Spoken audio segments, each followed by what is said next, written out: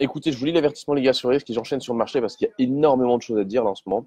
Les marchés bougent, il y a de la volatilité, il va y avoir de l'opportunité, il va y avoir des opportunités à exploiter, il y aura sûrement de l'argent à faire. Donc ça, c'est quand même une bonne chose. J'ai beaucoup d'amis là en ce moment qui sont pros dans la finance, avec qui je travaille et avec qui je parle aussi. Et on discute de pas mal de trades, etc. Il y a des opportunités vraiment à tout va. Maintenant, faut pas se faire piéger. J'ai des potes qui se sont fait piéger, ils ont perdu beaucoup. Euh, bon, d'autres ont gagné aussi beaucoup, hein, mais il y en a qui ont perdu aussi quand même pas mal. Et moi, en ce moment, ma stratégie a été d'être liquide. Là, ça fait un petit moment que j'étais liquide. Sur mon compte Traders League, là, j'ai fait un peu, sur mon compte Aria, j'ai fait un peu des bêtises. Du coup, j'ai décidé de stopper un peu et je vais recommencer plus tard. En gros, là, j'ai plus de position sur tous mes comptes, je crois. Je vais vérifier là tout de suite. Oui, mon portable. Je vais regarder mes comptes, mais je crois que sur tous mes comptes de trading, là, je suis liquide. J'ai plus de position normalement. Si mon plan a bien été respecté. Et voilà, donc du coup, je suis en attente. En fait, j'ai toutes mes liquidités disponibles, prêts à envoyer mes soldats à la guerre au moment le plus opportun.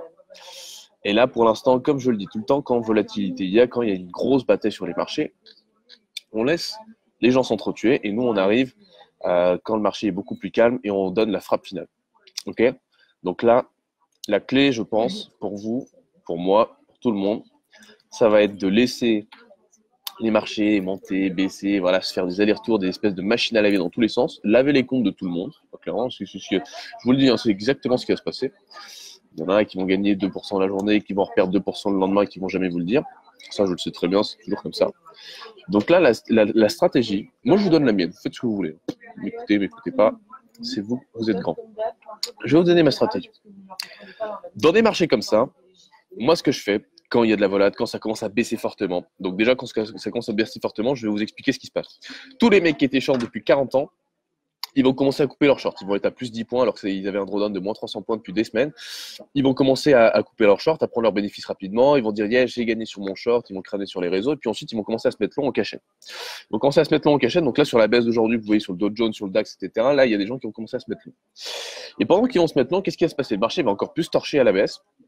Et va encore plus consolider sur chaque entre guillemets rebond sur support, parce qu'à chaque fois qu'on va baisser assez intensément, il y aura un petit rebond sur support. Ils vont se dire putain, ça y est, c'est bon, là c'est le point bas, et ils vont renforcer, ils vont moyenner à la baisse leur position acheteuse qui est mauvaise au niveau du timing, et le marché va faire que baisser. Alors nous, il y a deux solutions. Moi, je vais opter, je pense, pour la deuxième. Si j'opte pour la première, c'est que je suis un peu coquin. À voir. À voir dans quel mood je me situe, mais j'aimerais bien. Ouais, je pense que je vais opter pour la deuxième quand même. Alors, mes deux solutions sont les suivantes. Mettre le Dow Jones directement. Je vous lis l'avertissement les gars sur risque avant de vous donner mes plans quand même. Ça sera plus correct. Mais là en ce moment, ah putain, ça fait depuis le début de l'année que j'attends ça là. Parce que début d'année, on a payé. Enfin, moi j'ai payé tous les indices, etc. J'ai profité de la hausse et puis après sur les indices, plus trop grand chose à faire. Là, il y aura peut-être un truc sympa à faire. En fait, ça va être ces mouvements-là vont me donner potentiellement le trade que je vais pouvoir tenir pendant, allez, facile, entre 1 et 4 mois, allez, 6 mois si je suis bon. Et je vais pouvoir me faire un peu d'argent, mais si le plan fonctionne, quoi. Et si ce qui se passe dans ma tête se passe sur le marché, donc c'est pas forcément sûr. Mais je me prépare différents scénarios, je vais vous les exposer. Bon, je vous lis un sur les gars sur les risques avant de vous raconter ma vie sur les marchés. Ah oui, donc du coup, avertissement les gars sur les risques. De toute façon, je vous connais quasiment par cœur. À force de le raconter, c'est un peu comme la Bible, hein, à force de le répéter. Je suis pas spécialement croyant, mais trader le forex et où les CFD impliquent un niveau de risque élevé et peut ne pas être approprié car vous pouvez subir des pertes supérieures à votre dépôt. Vous devez être conscient et avoir une compréhension complète de tous les risques associés au marché d'échange et au trading de produits dérivés. L'équipe ariatrading.com peut être amenée à produire des commentaires d'ordre général qui ne constituent pas des conseils d'investissement et ne doivent pas être interprétés comme tels. Vous devez recourir au conseil d'un conseiller en investissement si vous estimez ne pas avoir les compétences nécessaires à choisir un produit ou un support d'investissement vous correspondant. L'équipe ariatrading.com décline toute responsabilité pour les erreurs, inexactitudes ou omissions, ne garantit pas l'exactitude et ou le caractère complet des informations, texte, graphiques, liens ou autres éléments contenus dans cette documentation. Ok, guys, je pense qu'on est bon. On peut déchaîner. On peut lâcher les chiens, comme on dit. Alors, yes, et toi? Les gens me demandent si je vais bien. Commençons par le commencement. Ça, c'est logique. Ça, j'aime bien cette phrase. On va commencer par le Dow Jones. On va commencer par le Dow Jones. Il est où? Il est US, c'est dans les U, c'est en bas. Voilà. Ok. Est-ce que vous vous rappelez de cette configuration graphique? Je ne sais plus si je voulais poster sur les réseaux, si je voulais montrer. Je crois que je voulais montrer la semaine dernière dans le Tips Day, hein, cette espèce de triangle symétrique là. Dites-moi si je dis une bêtise, mais normalement, je voulais y montrer. Je vais regarder cache. Ah, je vais regarder cache. Tips Day, je vais mettre Sylvain le Canadien sur YouTube. Et là, le scénario, s'il se passe, putain, c'est vraiment pas mal parce que ça peut nous donner vraiment. Ça peut nous aider. Ça peut nous aider sur pas mal de choses parce que vous le voyez, hein, c'est un triangle. On attendrait les cours sur le bas du triangle. Ok. Tips Day. Je regarde juste si je vous avais montré le triangle en fait, parce que j'ai un doute. Dow Jones. Ah, je ne l'ai pas montré. Ah si, je vous l'ai montré. À la 15e minute et 50 secondes du Tips Day du 25 septembre 2019. Vous mettez. Ouais, c'est ça.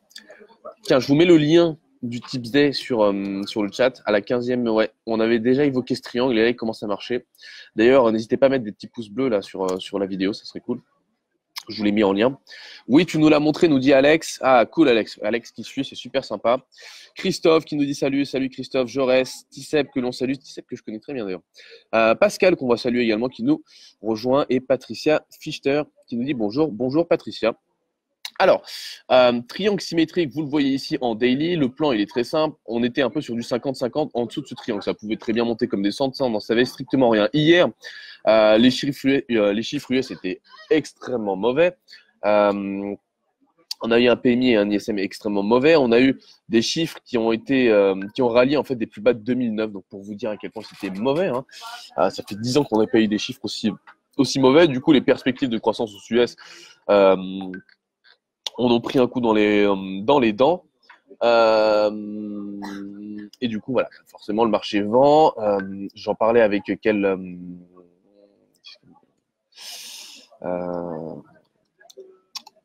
on était, qu'est-ce que je voulais dire ma mémoire me fait défaut. Je deviens vieux, ça y est.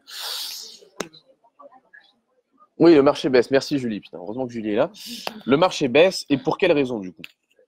C'est très simple. Une séance comme ça, on l'attendait depuis un petit moment et puis on avait besoin d'un catalyseur de toute façon pour justifier une baisse. On avait quand même 2 tiers des particuliers à la vente. Donc, du coup, moi, ça ne m'assurait pas confiance pour prendre une vente. Et puis, en même temps, prendre un achat, c'était un peu compliqué. On était sous résistance. Donc, le risque-reward ratio, il était extrêmement limité.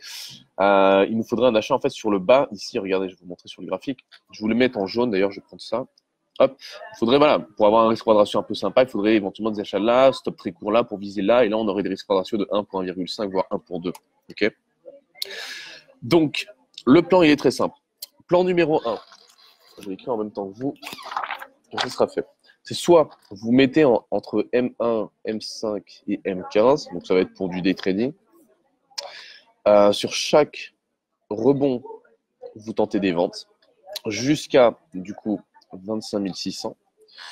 Ok, 25 600, c'est le niveau de support, c'est là où on arrête cette stratégie de vente agressive. Ok, regardez, hein, je pense que la config, elle est pas sorcière. Hein.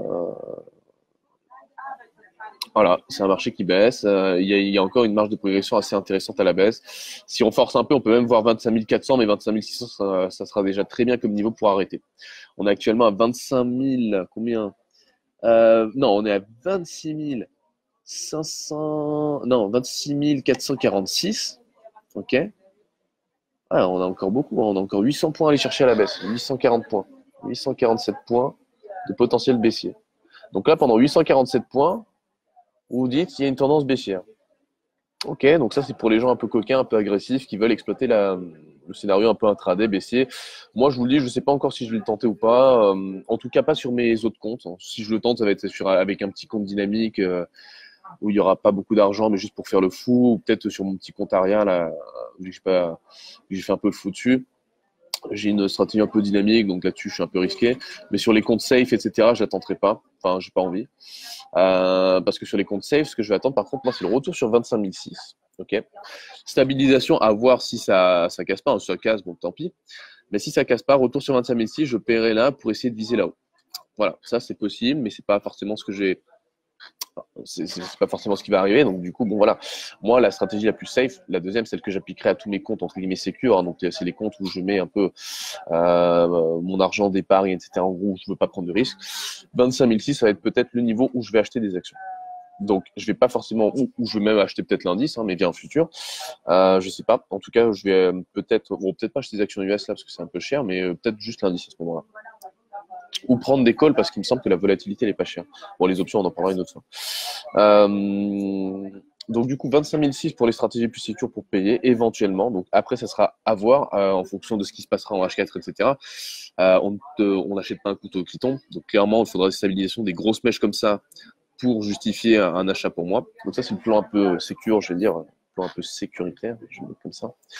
Et le plan dynamique, bah, c'est simple, hein, c'est M5, M1, M15. Voilà, M5, M1, M15, bon bah là vous voyez, hein, la tendance elle est pas sorcière, elle est à la vente. Donc là il y a des fractales ici, il y aura des fractales dans tous les sens, ça va aller à la baisse assez facilement à mon avis. Donc il y a moyen de se faire plaisir. En tout cas, sur quelques séances. Après, ça va pas être. Vous savez, hein, les shorts, ça dure jamais très longtemps, donc en principe, il faut aller vite et faut pas rester short swing très très longtemps, quoi. En principe, c'est voilà, je prends un gros mouvement sur le short et puis après sur les longs, je peux rester un peu plus long, quoi. C'est voilà, c'est un petit peu le truc. Salut tout le monde, nous dit Sébastien. Salut Seb. On enchaîne avec le DAX. C'est la même config, hein. C'est quasiment la même config. Ici, on n'a pas un triangle, par contre, on a un espèce de canal descendant. Pareil, on est sur l'autre canal, on peut viser le bas de canal. On arrive sur un support en journalier, un bas de bande de Bollinger en journalier. Donc ça, clairement, ça va être la première zone de support. Clair et net. Hein. Sur le DAX, ça va être la même config. Hein. Bah voilà, M1, M5, M15. Voilà, on exploite la vente si on est coquin, si on veut de l'intraday, si on veut des trades à la vente.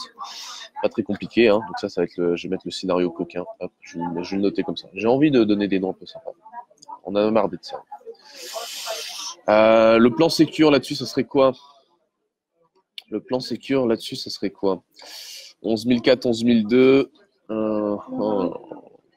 Ouais, 11 400, 11 200 ou 11 008. Déjà voir ce qui se passe sur 11 008 et puis 11 400, 11 200.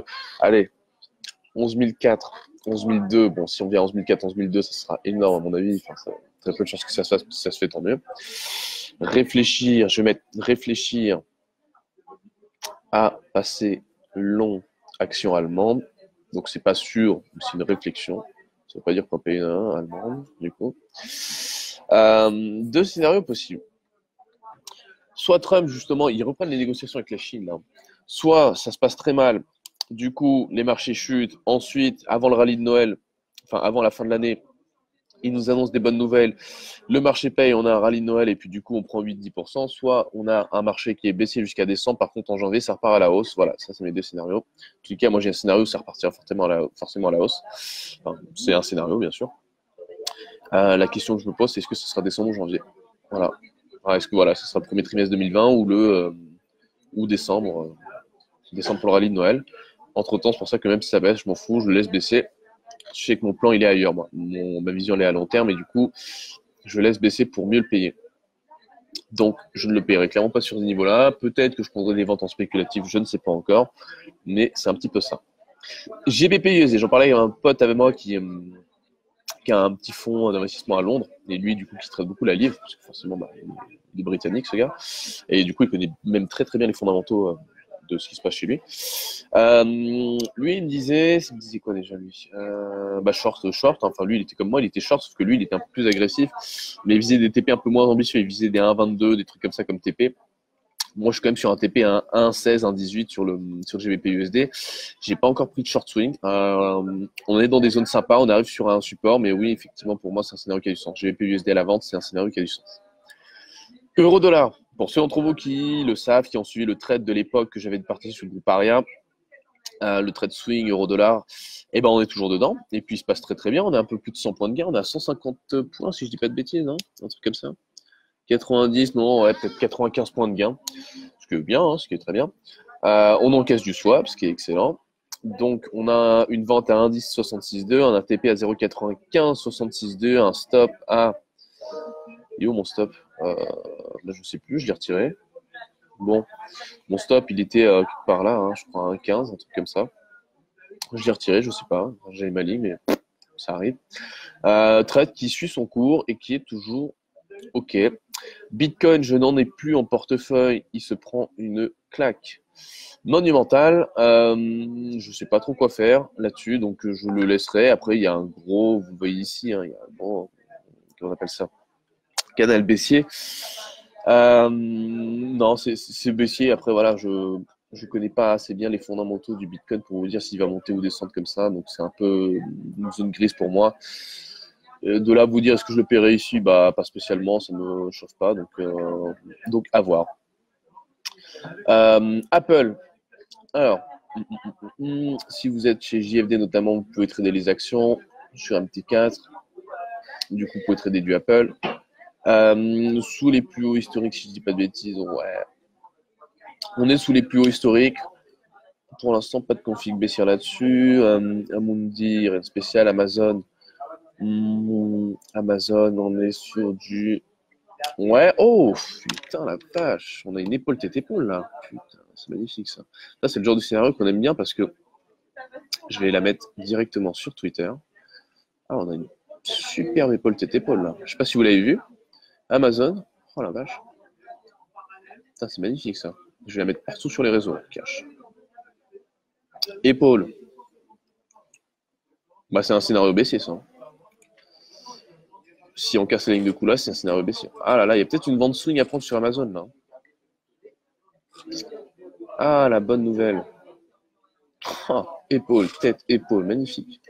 Je prends ça, je reporte la distance entre la première, enfin la première, la deuxième épaule, on s'en fout, jusqu'à la tête. Ok, je reporte. Merde, qu'est-ce que j'ai fait? Oh là là. Ah oui, j'ai appuyé sur l'espace. Je reporte à la cassure potentielle, enfin éventuellement. J'ai un objectif théorique A.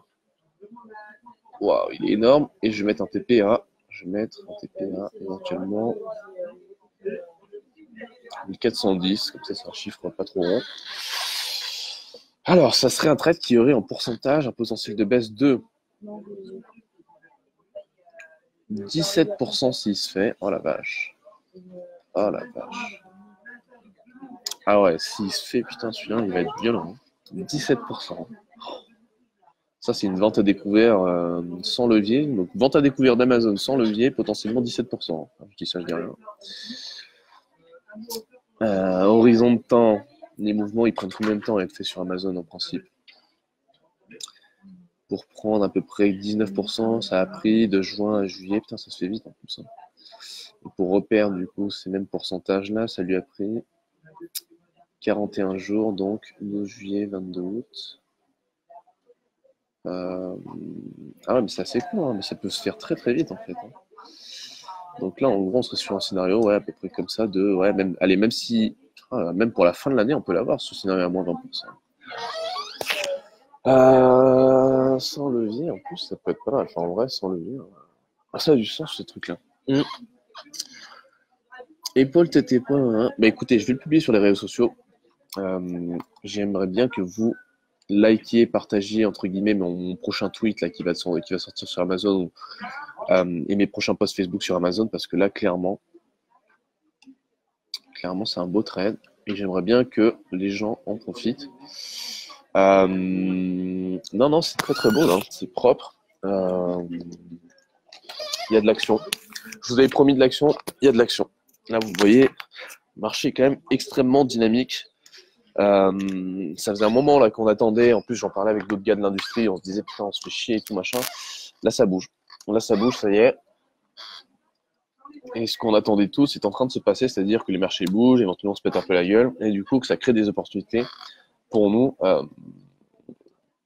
Manuel interview, en live en 100%, Ariel Max 2%. Ok. Tac, qu'est-ce que je voulais faire? Oui, c'est posté sur Facebook. Tac. Tac. Ok. Alors, je vais mettre Amazon. Amazon. Le ticker, c'est quoi? C'est AMZN. Hashtag AMZN. Potentiel baissier technique estimé à, on a dit combien? Ça, c'est un truc comme 18%, c'est énorme. Ou 17. On va être conservateur, on va mettre 17. Comme ça, on va pas trop crâner. Potentiel baissier technique estimé à 17. À moins 17%, je vais mettre. À moins. Potentiel baissier technique estimé à moins 17%. Non, potentiel. Non, non, je vais mettre de moins, potentiel baissier technique de moins 17%.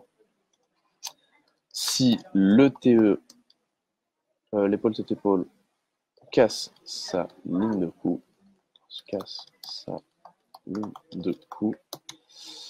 je vais mettre carnage en vue.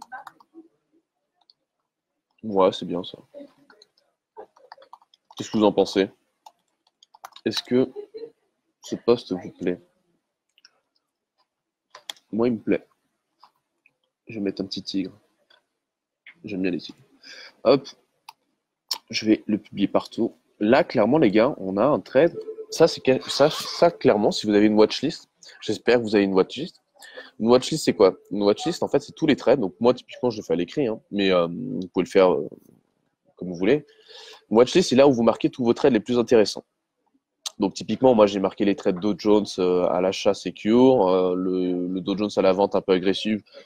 Peut-être je le ferai, je sais pas encore. Franchement, j'ai pas trop envie, mais peut-être. Et Amazon, là, je les cache rajouter à ma watchlist. Hein. À la vente, je vais mettre potentiel pote, moins 17%. Hein. Je cache le partager à tous mes potes. Ça, c'est le genre de truc. Non, c'est le genre de truc, voilà. Enfin, ça a du sens, quoi. Ça a du sens. Mais sur Twitter aussi, là. Hop, je vais prévenir un peu tout le monde. Hop, Amazon, nanana. Je vais prévenir les copains qui traînent aussi. Je dirais, mec, il y a de l'argent à faire là-dessus. Hop. Non, là, clairement, je vais mettre look at this. There is money to be made. Hop. Et puis comme ça, en même temps, c'est bien de partager son scénario. Pourquoi? Parce que les gens, en plus, vont vous donner leur scénario. Donc du coup, si votre analyse était peut-être mauvaise, ils vont peut-être pouvoir vous dire, ouais, mais t'as peut-être pas pris en compte ça ou autre. Là, on partage avec les copains et on voit ce qu'on en fait d'Amazon. Je vais identifier Xavier. Tiens. Xavier, il est bon sur les actions. Voilà. Ok. Alors, oui, c'est accrocheur comme annonce, nous dit Pascal. Cool. Tissep qui nous dit, je suis un peu collé sur GBPN. Si tu as 5 minutes, tu peux me dire ce que tu en penses. On va regarder GBPN tout de suite pour essayer de sauver le soldat Seb qui est sur GBPN. Alors, GBPN, déjà trader la livre, les gars. Enfin, moi, je vous ai donné mon avis dessus depuis le début de l'année 2019, voire même fin 2018. La livre sterling, moi, franchement, tant qu'il y a le dossier Brexit et que ça va durer encore pendant un petit moment, moi, je la traderai pas. C'est tellement certain, un jour ça monte, un jour ça descend. On a une liquidité de l'information qui est tellement mauvaise, à moins que vous ayez des contacts au Parlement britannique ou autre, hein, enfin, ce que je ne sais pas, mais peut-être que vous en avez. Moi, j'en ai pas. La liquidité de l'information est tellement dégueu que, je sais pas. Moi, pour moi, c'est un peu du quasi trader la livre, mais c'est pour ça que même le change GBP-USD, j'ai du mal à le prendre, en fait, parce que c'est tellement aléatoire que, voilà, quoi. GBPN. Alors, Seb, juste sur le chat, mets-moi un peu ce que tu es. Enfin, quand tu dis que tu es collé sur GBPN, c'est-à-dire que je suppose que tu es dans une position qui, toi, te met dans l'embarras. Qu'est-ce qui s'est passé? T'as acheté, t'as vendu? Si oui, à quel prix? Sinon, qu'est-ce que tu aimerais faire? Donne-moi un peu plus d'infos, histoire que je puisse éventuellement te donner mon point de vue. Moi, en gros, quand je vois GVPN, quand même, la configuration technique reste un minimum baissière. Enfin, là, je vois qu'on est dans un canal baissier déjà depuis février 2018. On est en 2019, on arrive en 2020. OK? Ça, c'est pour une analyse, je dirais, purement sommaire. Là, le truc fait à l'arrache comme ça. Si je me mets en monthly, on approche d'une grosse zone de support. On a ça et ça, ok. Donc, en gros, en monthly, on aurait un truc comme ça, là. C'est ça, hein. Si je dis pas de bêtises. Non, je touche pas la ligne là, donc celle-là, elle compte pas. Alors, ce serait peut-être une zone de support de ce type-là. Un truc genre comme ça. Là, on capte un peu les mouvements qui sont faits en 2009 et tout. Tac, tac, tac. Ouais, donc on arrive sur une très, très grosse zone de support. Entre 120 et combien? 130. On est à 132, ok. Et là, on aurait du coup un truc du style qui démarre. Mince. Alors, ok, j'ai une idée. Je vais faire ça comme ça. Du coup, là, on aurait, dégage, hop, un truc genre qui passe là, là. Ah, d'accord, j'ai compris. Ouais, on a une belle structure en triangle, c'est bien. Ça serait bien de payer dans cette zone-là pour viser là. Donc, en gros, ce serait un trade où je paierais de la livre là avec un stop là de 10-12% pour viser là. Ça me ferait 22%. Ça fait du 1 pour 2. C'est validé. Je vais mettre GBP Yen. Mais c'est du swing par contre là. Hein. Vous le voyez, GBP, JPY, donc GBP Yen. Je vais mettre horizontal, je vais mettre swing, voire même long terme, parce que ça, c'est un trade qui se fait sur 6 mois, 1 an, voire plus. RR, 1 pour 2. Payer 120, 130 pour TP. TP combien? TP 150, on va mettre 149 pour être un peu plus safe. 120, 130, 149 et stop, j'ai dit à peu près, on va dire un truc genre 110. Quoi. Ok. Bon, voilà, c'est bien GPN en fait, il y a des trucs à faire. Mais c'est du swing par contre. C'est du swing, donc du coup, je travaillerai une position à l'achat dans la zone bleue. Quand on arrivera dans ma zone bleue, on n'est pas dans ma zone bleue, donc j'attends parce que moi j'ai dit que je payais dans combien? Entre 120 et 130, on a 132.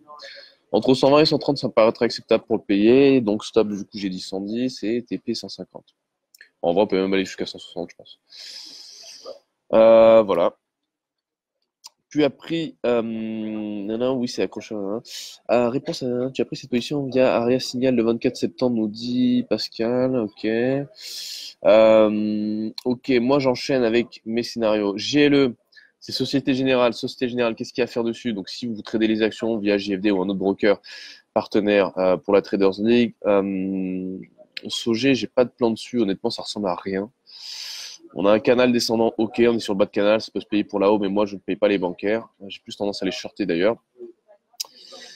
SOG, du coup, je serais, honnêtement, je serais baissier, quoi. Je serais baissier. Je prendrais une vente là, non, même pas. Je sais pas. Ça me paraît tellement nul en fait. Ça me paraît tellement plus intéressant. Mais... Non, SOG, moi aussi baissier, mais pas ici. Ah, ça c'est intéressant, l'indice FANG. Alors ça, c'est un indice que je surveille depuis déjà depuis l'été 2018, donc là on est encore en 2019. Ça fait 1 an et quelques que je l'attends celui-là. Je l'attends impatiemment parce qu'en fait on a vu la grosse baisse de, comment on appelle ça, du dernier trimestre 2018. On a eu le rallye de début d'année, ça nous a permis de tracer en fait, si vous voulez, 2 configurations techniques. La première, c'est un grand canal descendant. On est plus proche du haut que du bas, donc du coup il y aura plus d'intérêt à passer à la vente sur Facebook, Amazon, Netflix ou Google qu'à l'achat. Et la deuxième, donc c'est le mouvement qui s'est passé plus ou moins au deuxième trimestre, avant l'été. C'est ce rebond ici qui nous a permis de tracer une deuxième ligne de tendance, un espèce de triangle symétrique. Donc là, on arrive au dénouement du triangle. Vous voyez ici que c'est soit on part à la baisse, soit on part à la hausse. Donc dans tous les cas, on va avoir un peu plus de visibilité. De toute façon, c'est simple, ce truc, s'il arrive là, on paye comme des malades. Enfin, je paye comme un malade. Après, vous faites ce que vous voulez. Pourquoi? Parce que si on arrive là, c'est-à-dire qu'on a une décote potentielle, d'accord, de 28%. Sur des valeurs comme Facebook, Amazon, Netflix, Google, bon, c'est des valeurs qui sont quand même extrêmement, bon, certains disent qu'elles sont en bulle, etc. Mais une décote de moins 30% sur des valeurs comme ça, moi, je paye. Hein. Franchement, honnêtement, je paye. Je paye tous les jours. La seule valeur que je payerais peut-être pas là-dedans, dans cet indice, c'est peut-être Netflix. Voilà, Facebook, Amazon, Google, ça me dérange pas de les payer. Netflix, j'y crois un peu moins parce que la rentabilité de la boîte, elle est un peu moyenne. Et c'est pas forcément une action que je vois, je sais pas, fondamentalement parlant, je vois pas la valeur qu'elle apporte donc, Facebook, ok. Amazon, ok. Google, ok. Netflix, même à 30% de décote, j'attendrai, je sais pas en fait. Je vous dis ça, mais j'en sais rien. En tout cas, fondamentalement parlant, Facebook, Amazon, Google, ça me dérange pas de les payer. C'est des boîtes solides, etc. Donc c'est même à moins 30%, c'est un trade qui est value. Hein, donc voilà. Netflix, un peu moins. Enfin, après, ça dépend. Chacun son point de vue. Bah, dites-moi d'ailleurs si ce que vous pensez de Netflix dans les commentaires comme action. Mais moi, perso, pas trop convaincu. Goldman Sachs, alors c'est une action que je surveille beaucoup, parce que j'adore les financières. On arrive sur un bas de canal ici, bah ça va être sympa. Ça va être sympa. On arrive là, donc là si on casse, on vient là. Donc on va voir. On est sur support. En fait, on est sur support sur la majorité des actions US en fait. Donc là, si ça casse, c'est parti. Hein. Là, sur le Dow Jones, ça dégueule. Donc c'est pour ça que je vous dis qu'il y a des opportunités.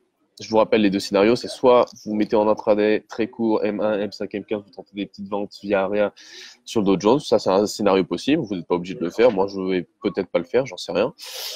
Soit vous la jouez sécure, c'est plutôt le scénario pour lequel j'ai opté moi, c'est à partir de 25 006, voire même en dessous, s'il n'y a pas de confirmation. Tenter des achats très très long terme par contre, et par contre après c'est des trades qui sont tranquilles, on les prend une fois, après pendant 3-4 mois on est tranquille, ça fait que monter. Mais tout ça on aura le temps d'en reparler dans le Tips Z de la semaine prochaine, parce que à mon avis, et je vous le dis tout de suite, ça va pas se faire en 2 jours, ça va se faire en 1 mois, 2 mois, facile, donc dans tous les cas il y aura plein de Tips Z d'ici là où on pourra parler et discuter. Mais pour l'instant je préfère rester liquide et pas trop faire le fou en prenant des positions. Là moi je vous le dis, hein, je crois que j'ai d'ailleurs, enfin franchement je n'ai plus de position je crois en cours, si je dis pas de bêtises. Sur mes portefeuilles. J'ai juste de l'euro-dollar. J'ai un trade sur l'euro-dollar à la vente. C'est le trade qu'on avait pris ensemble à Gal Group franchement, c'était un moment, donc je sais même plus quand est-ce qu'on l'a pris. Et c'est tout. Indice, tout ça, j'ai plus rien. J'ai plus rien, j'attends et je sens que ça va pas tarder à arriver. Ok? Good. Bon. Je pense qu'on est bon. 10h21, je ne vais pas non plus raconter trop ma vie. Je pense que j'ai couvert tout ce que je voulais couvrir. GPE, mes vues de champ devient impulsif, les annonces anglaises, je sais un peu les fesses, merci top. Carlo qui nous a rejoint, salut Carlo. Écoutez, messieurs, dames, je pense qu'on a terminé ce point de marché. Je vous ai donné toutes les stratégies que moi j'ai en tête en ce moment sur la FX. Dans tous les cas, je n'ai pas plus de stratégies que ça. Et sur les indices, vous l'aurez compris, j'ai des stratégies plutôt sympathiques que je vous ai partagées. Vous me dites ce que vous en pensez sur le chat, vous likez la vidéo, vous n'hésitez pas à la partager, vous m'envoyez un MP où vous commentez ce chat et vous me taguez en commentaire si vous avez des questions. Et moi, je vous propose qu'on se retrouve en fait du coup directement en fait mercredi prochain, ouais, pour du